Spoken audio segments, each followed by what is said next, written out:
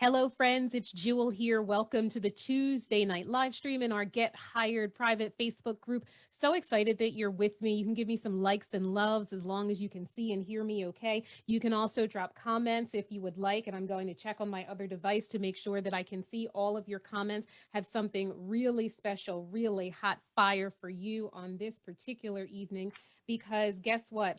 I have with me a an example of a success story right here in real life. So I'm going to go ahead and introduce Rob, and I'm going to let Rob tell his own story.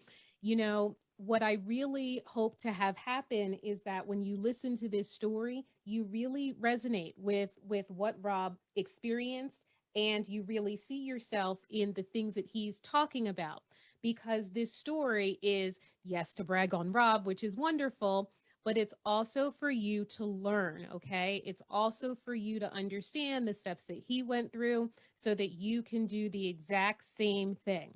All right, so that is all of my introduction. I'm going to go ahead and introduce Rob Anthony. Rob, take it away. I want you to start everyone off with what your good news is in the first place. Okay, well, thanks, Jewel.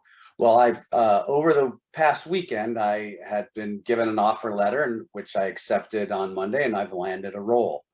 So that's great news overall, right? Awesome. What's the job title? It's Vice President of Information Technology, which is the role, the exact type of role and level of role that I was seeking. So Perfect, perfect, that's great. perfect. So, how did this come about in the first place? What's the story of how you found out about them, they found out about you? Walk us through that a little bit. Well, sure. So I think there's really two precursors to the whole thing, and one was in defining what it was I've wanted because I've had C-level jobs in the past as CIO and some with large companies. And what I focused on was I wanted to be in the SMB market and that I wanted something that was technically aggressive and then had help me position my entire profile for that type of opportunity. And then I think just in the last few weeks, perhaps one of your target methods for getting recruiters to notice you, along with having, I think, the outreach to like your best 100 contacts. I was actually in that process, working that process and reaching out to people. Importantly, not just emailing my resume to people, but only particularly emailing. So a brief intro, quick question, intro, and then attaching my resume, but only to people that already knew me and knew my reputation. And as I was working down that lane, someone circled back within about a week and said, this probably isn't right for you, but there's a CEO of a small private company I want to introduce you to. So it was a recruiter that I hadn't worked with in some time, that I used to be their customer, but for the sake of making the reach, right? Like, oh, hey, she probably doesn't want to hear from me, but here you go. So that if you're thinking, hey, should I reach out to this person or not? My mantra would be definitely reach out to them, because that's essentially how I got introduced directly to a CEO, how he then asked me for my resume over a text. And that turned into 2 Zoom calls, a face-to-face interview, a panel interview with 3 other vice presidents. And then, truth be told, a quiz. So be prepared for something that's off the regular interview topic. And then I received a job offer on a Saturday. This is amazing. Mm-hmm. So, the first thing that I think is striking about your process that I really want to kind of drive home for the job seekers who are watching us now and who will watch us on replay is that I hear a lot of human connection in your process. So this is not, like this magical thing where you're at home in the middle of the night banging away on the computer, sending the resume off 100 times, right? This is human to human contact. Would you say that that was, one of the linchpins in your process? I would absolutely say that is the case. Is that in the case of the recruiter was intimately trusted by the business owner. The recruiter also knew of my reputation and knew me quite well, because when I was in other exec roles, they had been one of my vendors, right? And it's a large recruiting firm. So in reality, though, it was my reputation and contact over some time with the person But I even had very quickly a few other opportunities in play already that, as another example, fourth largest bank in the country contacted me because someone I went to grad school with a decade ago. Hadn't talked to him so we graduated in 2012, hadn't talked to him since 2014. I was concerned that he would remember me. He remembered me as someone that did something nice for him on his first day on the job back in 2013. And so by knowing a person and just saying, hey, what's the culture like at Synchrony Bank, obviously giant bank, he immediately replied and said, hey, haven't heard from you in a while. You're always nice to me. Can I help in any way?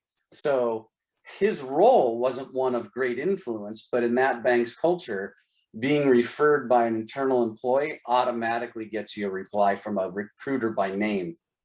So that starts. So again, in probably my two best opportunities, one small business, one, mega corp, so to speak, they were both because I looked at my own contacts.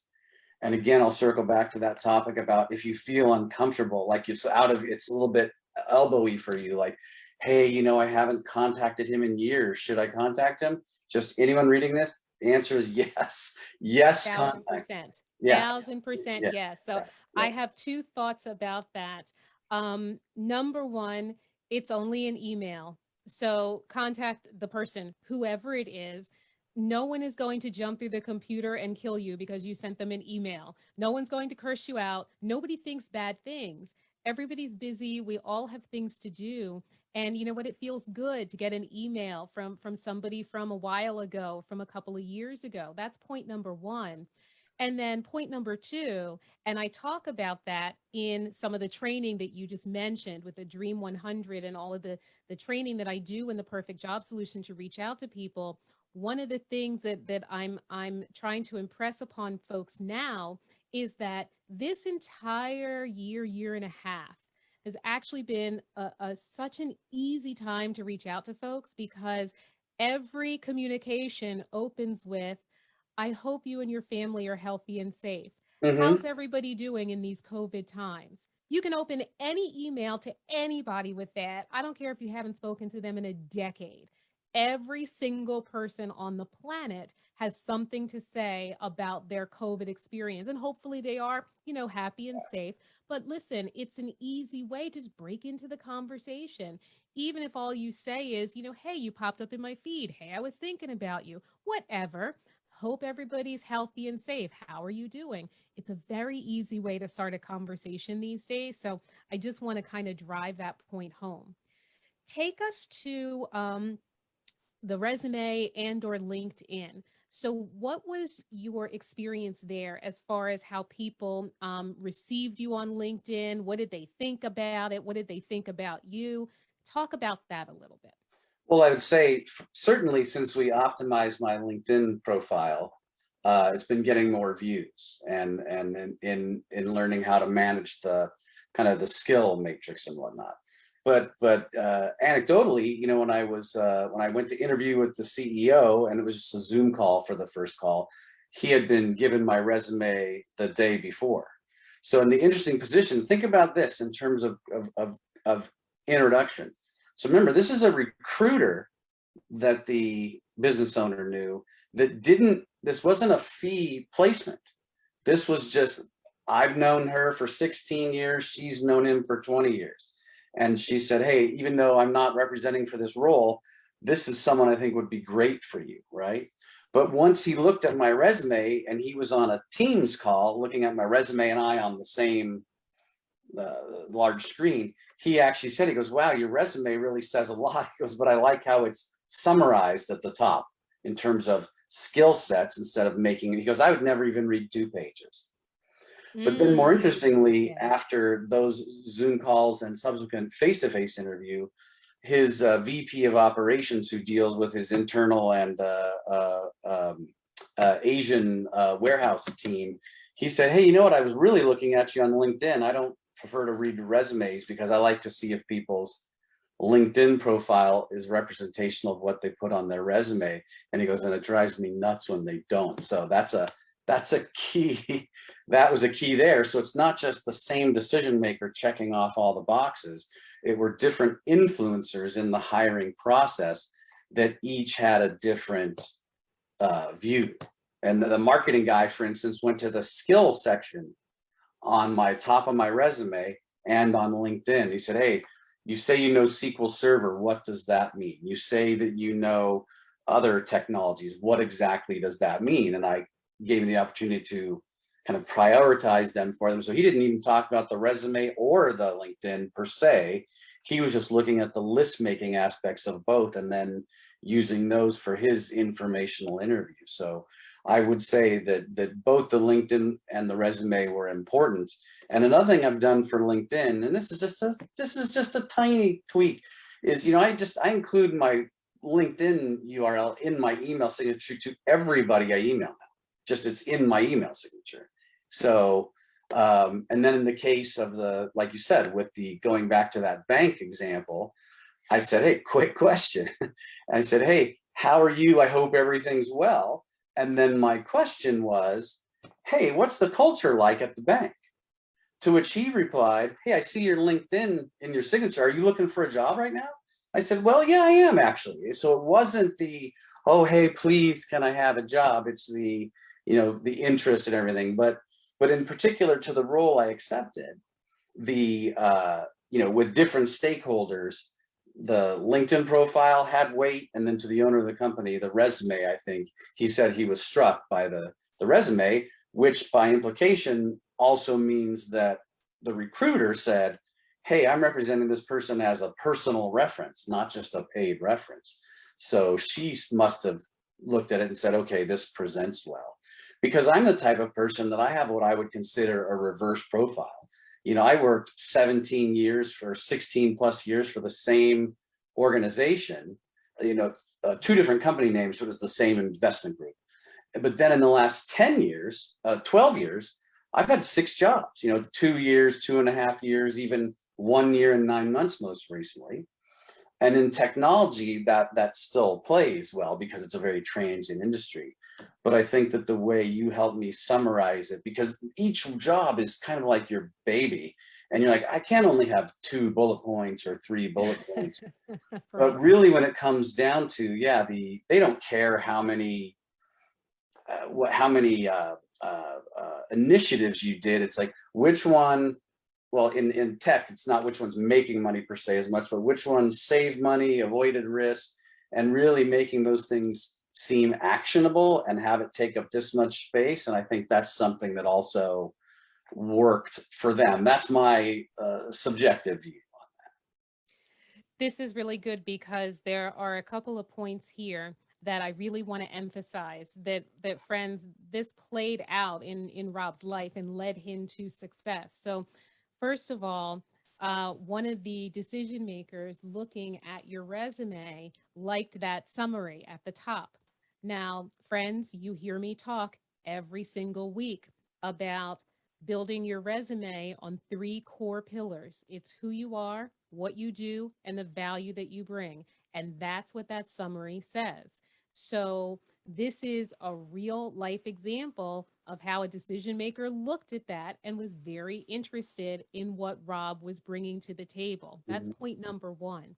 Now, in the Perfect Job Solution program, what we're really talking about now is how seamlessly this was executed, and then obviously the success that we ended up with. Because the first thing that I do is the concierge level. Concierge means I'm writing the resume for you, I'm writing the LinkedIn for you, I'm making it match whatever the opportunities are. I'm doing all those things for you. But guess what? There are other levels to this, right? I don't just give you a resume and then, you fly away and you're done. Mm-mm.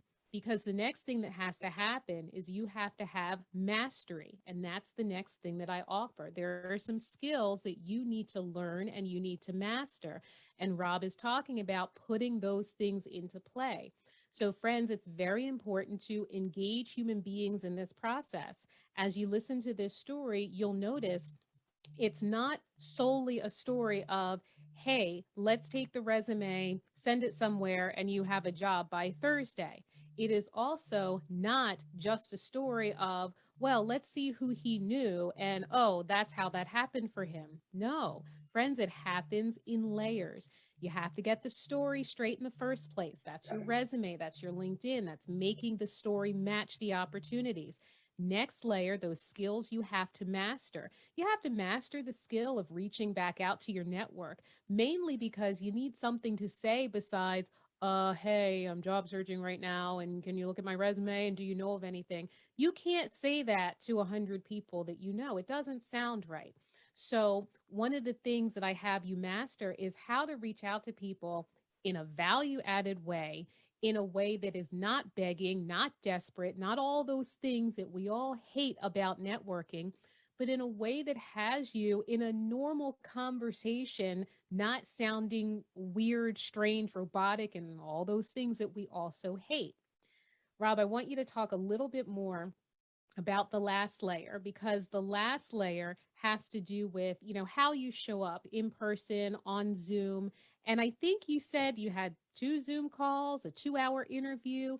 Yeah. Tell us that part of the story. What happened there? Because that's the last part that you have to nail in order to land the role. Talk about Right. that.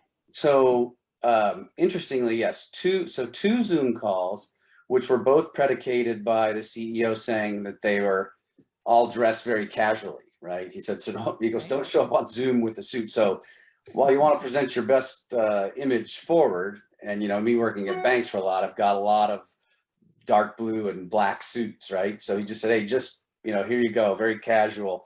So with those two Zoom calls, it was actually, he was sharing screens and we were talking some data analysis.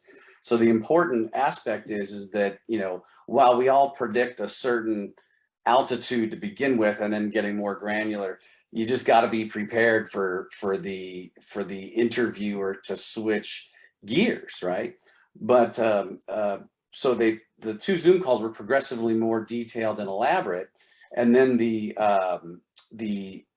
third call, or meeting rather, was a half-hour meeting with the CEO, again face to face, a 2-hour meeting with the heads of marketing, operations, and finance, and then another half-hour meeting with the CEO, which then yielded, because it's a very hands-on organization, which is something that I was thinking, frankly. But what then yielded was a list of follow-up questions and a request to make a 90-day, first 90-day plan, which I recommend. And I'm not some sort of affiliate or anything, but there's a book out there called The First 90 Days, which I recommend for any manager to read and use. So I prepared a 10-page deck, answered about 8 long form questions, just 1 to 2 sentence answers, and then most elaborately was given a set of Excel files to do some data analysis, because that's a very important stake proposition for them. They didn't want to feel that someone couldn't come in and row as they could row.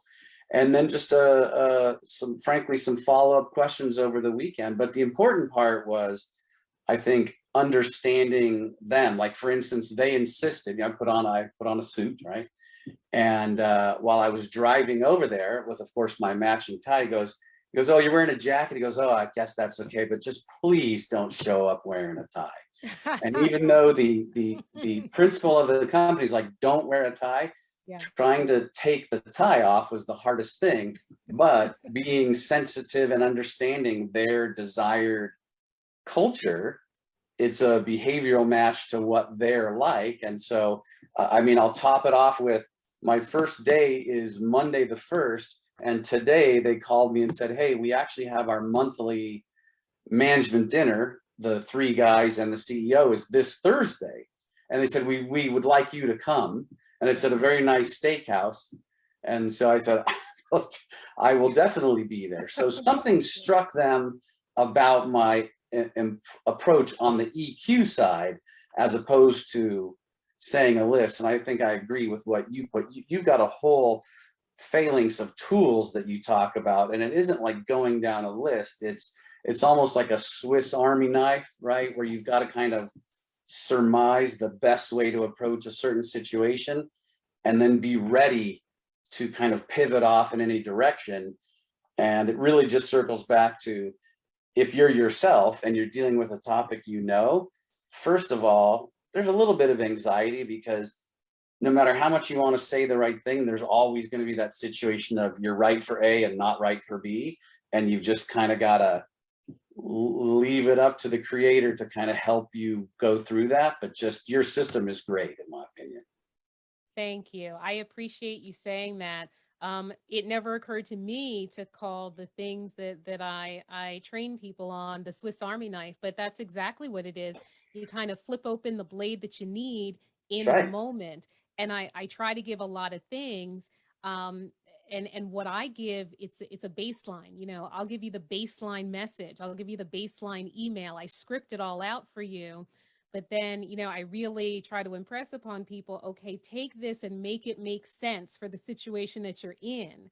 So I'm going to give you the idea, because I really want to move people away from, hey, I'm job searching right now, if you know anybody, because that's all people can think to say.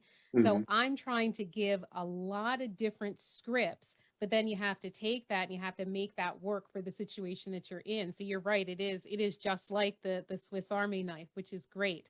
That's really, really good. I just say, if you make it too canned and then they come back and ask you a question and you don't have a natural reply, I think I'm sorry to interrupt you there, but that's what kind of just, that makes the stutter step worse, right?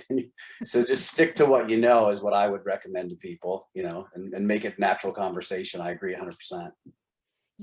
This has to be authentic. That's the reason that I build the resume the way that I do in the first place. That's the reason that I come into this group week in and week out and I'm beating people over the head. Get rid of the fake keywords. Stop being detail oriented. Stop thriving in a fast paced environment. You never say these things in a normal conversation. When you go to that dinner on Thursday, you're not going to say those things. That's not what you're going to be talking about. So you have to be authentic from the very beginning. And that starts with the story. It progresses with what you're going to say to people. Yes, you take my training. Yes, you take my messaging. You have to make it yours. It can't be Jules' words. It has to be your words. Jules' words can only give you the idea. And then obviously, you can only be you when it comes time for the Zoom, the phone, and the interview, because I can't sit there over your shoulder and do it. But what I really want to emphasize is how important it is to tell that authentic story, how important it is. And I don't want to be cliche, but you do have to be yourself, because that's who you are. And you can't put on a show during the interview or series of interviews. It's kind of like, dating, how you show up with your representative, the first month or three Right. or whatever. After a while, that's going to wear off. So Right. there's a similar situation in job search. So when you're talking to people, just, be normal. When you're interviewing, understand that, folks, you get invited into an interview in the first place because fundamentally they liked a lot of what you had to say. They Right. liked the resume. They looked at LinkedIn. LinkedIn confirmed what was on the resume. Somebody talked to you on the phone. You're moving all through these processes and these steps. They like you more and more. So I do encourage you, be you. I also, because I don't really have a lot of students or anything in this group, most people are, have 20 years of experience, this type of thing. You all are not brand new to this game. So you have enough knowledge, you have enough expertise to just go in and talk about that. That's what they want from you. That's what they're looking for. They're looking for you to be normal person, fits in with the culture, knows what he or she is talking about, seems like you can hit the ground running. When you demonstrate those things in the interview, those things really do add up to a winning formula. And I feel like Rob has played out all of those steps, which is why I want you to pay attention to these different elements of his story.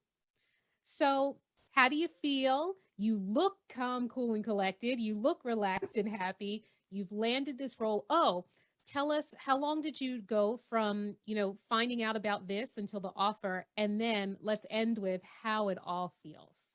Well, so I think this was an exceptionally good case, but it took about 3 weeks in this case. But it's a very fast moving market, right? I mean, I think people tend to move quickly now because they don't want to lose candidates. So I just felt that the market conditions were also in my favor. And of course, it feels fantastic. It's a smaller organization, which is what, in trying to figure out what we want on my resume and LinkedIn to say, it was part of that, of figuring out what one wants to do going forward.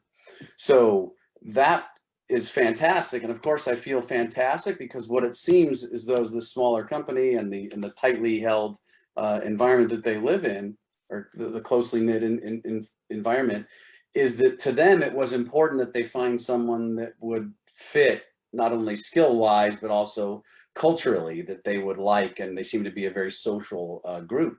So I feel fantastic. I mean, I know that not having a role brings anxiety, and to fold that back to the point you're making, all I can tell is just, not everyone likes everybody. So being yourself and not getting a role might create a little anxiety, but if you put on a front to try to impress somebody, then you got to live that front for potentially years. What's that going to do to you? So just be yourself, and whatever happens will happens. And having an approach like yours, it's helped me, and it's much appreciated. I feel fantastic.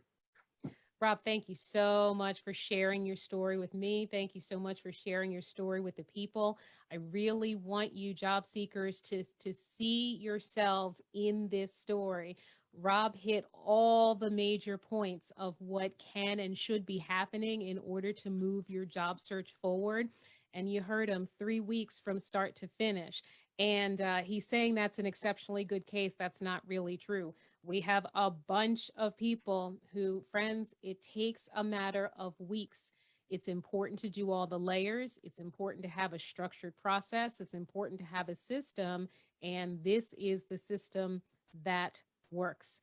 Okay, we're going to go ahead and wrap things up for this edition of the Tuesday night live stream. Rob, thank you for being with us. Friends, I will continue to see you inside of our group.